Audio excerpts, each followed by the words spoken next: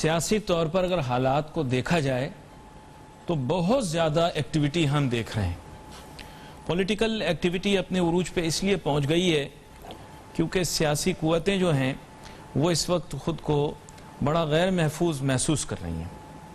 वजह यह है कि हुकूमत में मौजूद सियासी जमात अपोजिशन से तंग है। अगर सियासी तौर पर मुतहरिक ना हुई तो अपोजिशन का हावी हो जाना एक तरह से फितरी अमल होगा। दूसरी जानिब देखें तो अपोजिशन बहुत ज़्यादा मुतहरिक है क्योंकि उनको पता है कि अगर हुकूमत को ज़रा सा रास्ता दिया गया तो ये हमारे ख़िलाफ़ बाकायदा तौर पर हर किस्म का एक्शन ले लेंगे।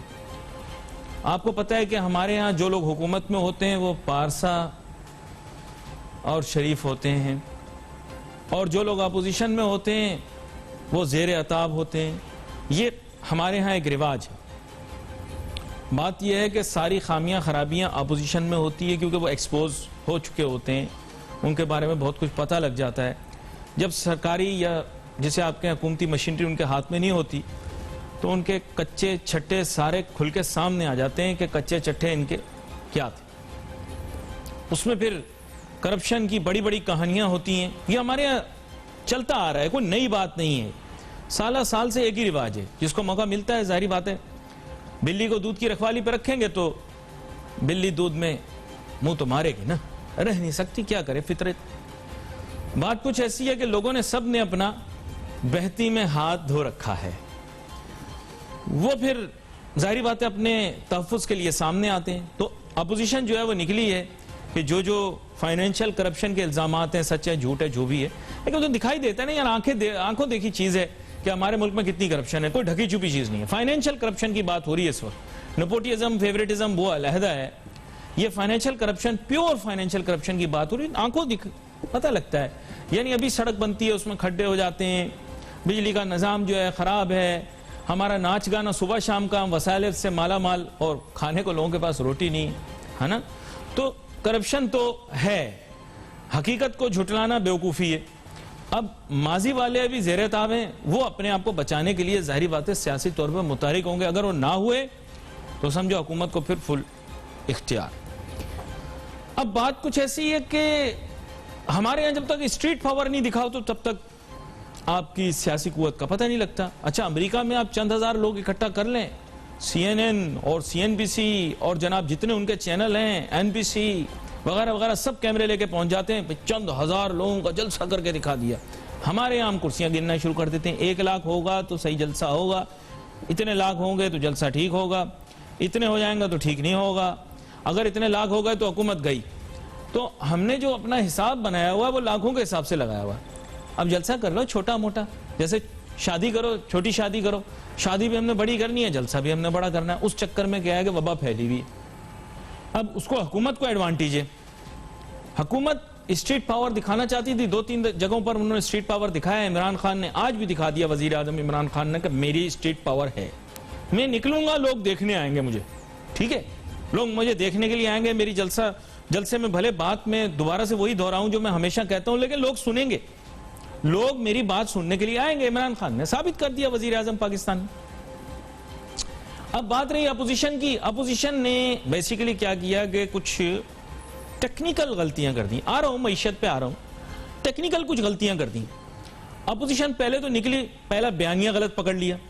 अब पाकिस्तान में हर बंदा जो है अप्रिशिएट नहीं करता इदारों के खिलाफ बयानिया, ना नहीं करते अप्रिशिएट ना। पाकिस्तान में जनरली एक रवैया ये है कि धीमे दबे अल्फाज के अंदर लोग इदारों के बारे में बात कर लेते हैं, लेकिन ये पसंद नहीं करते कि इदारों के ऊपर इस तरह से बात की जाए जैसे अभी की गई है। ये पसंद नहीं किया जाता। ठीक है, तो अब क्या है कि वो बयानिया इतना ज्यादा नहीं चला। मतलब खुद अपने घर में तो चल गया, उन्होंने कहा जी ये ऐसे हैं वैसे हैं फलां हैं, जो भी उन्होंने कहना था क्या कहला दी, ठीक है। लेकिन जो आप वैसे कहें कि अवाम में इतना ज्यादा वो मकबूल नहीं हुआ, क्योंकि अवाम इस टॉपिक पे वोट नहीं देगी, इस सब्जेक्ट पे वोट नहीं देगी। फिर सेकंड जो एक ये था कि इन्होंने गिलगित बल्तिस्तान को अखाड़ा बना लिया। अरे भाई, गिलगित बल्तिस्तान तो उसको वोट देगा जो वफाक में होगा। ये एक छोटे सूबों की एक रिवायत होती है कि वो देखते हैं, बड़ा देखभाल के खेलते हैं कि साहब जो वफाक में है वो हमारे साथ है, हमारे काम होंगे नहीं होंगे। अब उसका नया सूबे का सिलसिला बन रहा है, अभी तक सूबा हुआ नहीं है लेकिन नए सूबे का सिलसिला चल रहा है। तो अब वो ये देख रहे हैं कि भाई कौन हमें ये देगा, तो जाहिर बात है उन्होंने देख के खेलना है। इनसे उनको पता है ये अपोजिशन में है, ये तो अपनी गद्दी बचा लें तो बड़ी बात है, हमारा कहां से करेंगे काम। अब खूब मावेला हुआ, जाहिर बात है पहले हुकूमतों में रहे हैं तो साफियों में, इंटेलेक्चुअल्स में अपना एक हल्का है, उन्होंने वाह वाह की, अरे साहब आप तो जनाब बेनजीर वाला रोब आ गया आपका, ओहो आपने तो जनाब वो वाली तकरीर कर दी, आपने वो वाली तकरीर कर दी। लेकिन वो बात वो ना क्लिक नहीं हो पाई, वो क्लिक नहीं हो सकी। रश तो लगा जलसों में, जलसे जो होते हैं ये वलीमे की दावत की तरह होते हैं, हमने उसका भी खा लिया, हमने उसका भी खा लिया। जरूरी थोड़ी है कि सारे रिश्तेदार जो आए थे वो आपके लिए नेक तमन्नाएं रखते हो, तो ये गलती हो गई थोड़ी सी। जलसा जो है वो वलीमे की दावत की तरह है, आपने इसके यहां भी खा लिया और उसके यहां भी खा लिया, और इस जलसे में भी चलेगा और उस जलसे में भी चलेगा। तो लोगों ने बड़ा देखभाल के खेला और फिर अपने मुफाद में काम हो गया। फिर हुकूमत फिर जनाब हावी हो गई, अपर हैंड हो गया ना हुकूमत का, मिस कैलकुलेशन हो गई, ज्यादा जोर लगा दिया वहां जहां ज्यादा जोर लगाने की जरूरत नहीं थी। खैर एनीवे, गलतियां हो जाती हैं लोगों से, फितरत है। हुकूमत अपनी जगह के ऊपर अभी जो है ना वो मजबूत रहेगी जब तक कि उनके पीछे दुनियावी ताकतों का, दुनियावी तौर पर मजबूत रहेगी। मैं फिर बता रहा हूं, दुनियावी तौर पर मजबूत रहेगी, दुनियावी ताकतों का उसके पीछे हाथ है। ये तमाम हुकूमतों के लिए रहा है। जरदारी साहब के लिए एक बड़े मशहूर एंकर हैं, वो कभी कहते थे तेल का टैंकर पहुंच गया है, जहाज का, मैंने खुद देखा है जहाज खड़ा हुआ है, जरदारी साहब जाने वाले हैं, हुकूमत बस खत्म होने वाली है। ये आपको याद होगा, बस अभी गए, लेकिन नहीं हुआ कुछ भी, वो पूरा अपना टेनोर करके गए। फिर नवाज शरीफ साहब, आपको पता है नवाज शरीफ साहब के साथ बड़े मुश्किलात पेश आई, धरना हो गया, पता नहीं क्या क्या हुआ। पहले इनके आपस में एग्रीमेंट भी तो कराई थी, भूल गए आप। जरदारी साहब और नवाज शरीफ साहब की मुलाकात किसने कराई थी? पीर बाबा अस्सलाम वालेकुम, क्या हाल है सर आपकी? खैर खैरियत? आगे समझ तो आप गए होंगे कि मुलाकात किसने कराई थी। खैर एनीवे, नवाज शरीफ साहब हुकूमत में रहे और लोग ये कहते रहे आजकल वो भी पूरा हो गया। अब बात कुछ ऐसी है कि अभी सिनारियो इस हुकूमत का आया है, अब वबा भी है, तो अब ये इशू है कि अभी मौजूदा तौर पर ये हुकूमत भी अपने पैर इसने जा रहे हैं। पहले दिन से ही लोगों ने शुरू कर लिया था कि गए नहीं होगा, अभी एक तारीखें देना शुरू कर दी थी लोगों ने। लेकिन जो लोग तारीखें दे रहे हैं उनकी अपनी सियासी कुव्वत इतनी नहीं है अभी। तो ये मेरा एक तज्जिया है। देखिए, मेरा तज्जिया जो है ना वो लोग सुनते हैं, मेरा तज्जिया वो लोग सुनते हैं जिनके फीतों पे तारे से तारे होते हैं। मेरे तज्जिए वो सुनते हैं जो इस मुल्क के अहम मनसब के ऊपर फायज होते हैं दुनियावी तौर पर। तो मेरा तज्जिया वो लोग सुनते हैं। तो मैं सनसनी फैलाना चाहूं तो फैला सकता हूं, लेकिन सनसनी फैला के कुछ होगा नहीं। रियलिटी बयान करता हूं, कुछ लोगों को समझ आती है, कुछ लोगों को सर के ऊपर से गुजर जाती है, लोग जज्बाती हो जाते हैं। जज्बात में लोग वो चाहते हैं जो उनकी ख्वाहिश हो, और ख्वाहिश हमेशा। यहां पर एक छोटी सी ब्रेक लेते हैं, ब्रेक के बाद वापस आते हैं, फिर वबा के मुतालिक बात करेंगे, कारोबार किस तरफ जाएगा इसके बारे में बात करेंगे, और फिर अगर ये जो मैंने आपके सामने सिनारियो खींचा है इसको एक जगह पे छोड़ दिया जाए जैसे हालात हैं, तो फिर किस तरफ हम जाएंगे, ये इस पर हम बात करेंगे। जबकि मेरा ख्याल ये है कि इन सबको जमा होकर कोशिश ये करनी चाहिए कि ये वक्त निकले, लेकिन अब क्या कह सकते हैं। Let's take a short break.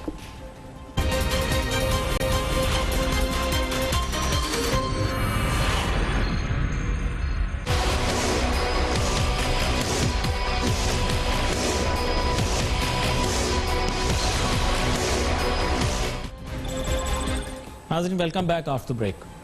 अब बात कुछ ऐसी है कि हमें ये तो समझना पड़ेगा ना कि जैसे भी हालात हों, अब अवाम भी हमारी मौजूद है, कारोबार है, सनत है, तिजारत है, उसको भी चलाना है, मईशत का पहिया भी चलता रहे।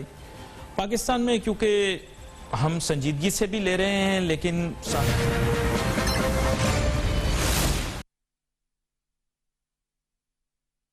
जो बढ़ेगा तो होगा क्या कि पाकिस्तान में भी बैनुल अक़वामी सतह पर जिस तरह के इक़दामात लिए जा रहे हैं वो लेने पड़ेंगे।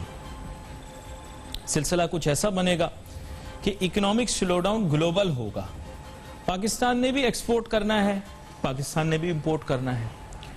इंपोर्ट में हमें थोड़ा सा एडवांटेज ये रहेगा, मैं आपको वैसे बता रहा हूँ, इंपोर्ट में थोड़ा सा एडवांटेज हमें ये रहेगा कि बिलफर्ज बैनुल-अक़वामी सतह पर गाड़ियां बन रही हैं। अब अफसोस की बात यह है कि हमारे यहाँ गाड़ियों की इंपोर्ट के ऊपर कदगने पाबंदियां बहुत ज़्यादा हैं, लेकिन गाड़ियां अभी ज़्यादा तादाद में बन जाएंगी और ख़रीदार कम होंगे क्योंकि ग्लोबली स्लो डाउन है और अगले चंद माह तक रहेगा। चंद माह में बात कर रहा हूं, उसकी वजह यह कि गोरे देखें दिमाग के जो है ना तेज लोग हैं, उन्होंने पहले से प्लानिंग की हुई है कि यार अभी इतना वक्त निकल गया हमारा, तो अब हमें जल्द से जल्द जो है वो इसकी अब मदावा तो करना पड़ेगा ना। तो अब वहां पर चूंकि 3-4 कंपनियों ने ये अनाउंस कर दिया है कि कुव्वत मदाफियत बढ़ाने की या जो भी तरीकाकार दवा वगैरह उसके ऊपर वो वर्किंग कर रहे हैं, वर्क कर लिया, बल्कि ऐसे समझ लें आप, वर्किंग कर रहे हैं इस वजह से क्योंकि फिर तो दवा मार्केट में आ जाए, लेकिन उसको आने में शायद मैं कहता हूं कि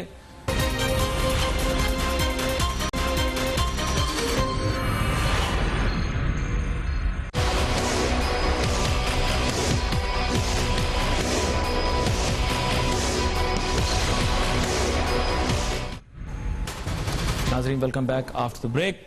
अब हमें ज्वाइन कर रहे हैं जनाब शुजात मुबारक साहब PhD, और मईशत के मुतल्लिक अब इनसे बात करते हैं। जनाब वाला, मौजूदा हालात के अंदर अगर आप देखें तो आप क्या समझते हैं कि जो सियासी मंजरनामा हमारे सामने मौजूद है, इसको देखते हुए मईशत किस सम्त में जाएगी, और अगर हुकूमत अपोजिशन के साथ एक लचकदार अप्रोच यूज करती है तो इसके तो माने ये होगा ना कि फिर बुनियादी तौर पे लागू करना उसूल कवायद ज़वाबित का मुश्किल हो जाएगा। अगर ये सियासतदानों पे अप्लाई नहीं कर सके तो मार्केटों पे कैसे करेंगे और लोग क्यों सुनेंगे? क्या कहते हैं आप शुजा साहब? Thank you very much Ali भाई, प्रोग्राम में मुझे कॉल करने का बहुत शुक्रिया। असल में सिलसिला ये है कि गवर्नमेंट का और दोनों अपोजिशन जो है, मुझे समझ नहीं आता कि इनका स्टैंड क्या है। आज से कुछ अर्सा पहले यही अपोजिशन जलसे जुलूस और इस तरह की चीजों को लॉकडाउन के डर पे थी। ये कह रहे थे कि जी मुल्क में लॉकडाउन होना चाहिए, लाशें उठेंगी, लोग जब तक घरों पे नहीं बैठेंगे तो उस वक्त तक ये सिलसिला जो है वो ये कोविड का नहीं थमेगा और हमें मईशत को हम प्रायोरिटी दे रहे हैं और लोगों को प्रायोरिटी नहीं दे रहे हैं। अब ये सिलसिला उल्टा हो गया। गवर्नमेंट उस वक्त कह रही थी नहीं स्मार्ट लॉकडाउन करते हैं, ये करें वो करें, मईशत का पहिया भी खुला रहना चाहिए। अब अली भाई इंटरेस्टिंग बात यह कि दोनों ने अपोजिट स्टैंड पकड़ लिए। गवर्नमेंट की तो खैर है क्योंकि उन्होंने यू टर्न को जस्टिफाई किया हुआ है, वो तो कहते हैं यू टर्न ले सकते हैं हम क्योंकि उसके बगैर गुजारा नहीं है।